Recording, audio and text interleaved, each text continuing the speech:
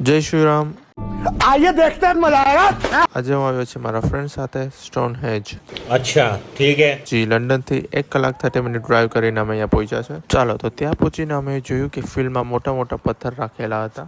પછી ત્યાંથી એક ભગલાભાઈને અમે પૂછ્યું કે ભાઈ આની સ્ટોરી શું છે, તો એ બોલ્યો ભાઈ અમને બી નથી ખબર, પણ એને એટલું કીધું કે આ પથ્થર 4500 વર્ષ જૂના છે। कुछ न कुछ तो गड़बड़ जरूर है। બીજું અહીંયા બોડીનું ક્રેમેશન કરતા એન્ડ દફનાવતા પણ હતા। ટોટલ 50 થી 60 બોડી દફનાયેલી મળેલી છે અહીંથી। भाई साहब कुछ ज्यादा नहीं हो गया ये?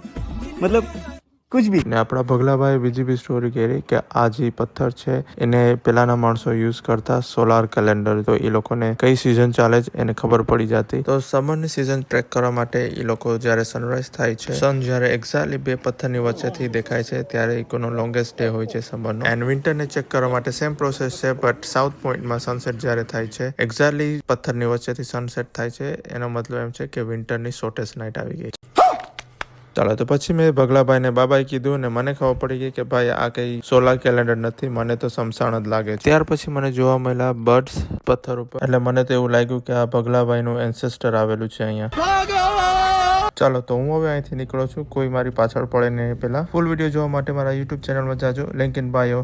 જય શ્રી કૃષ્ણ।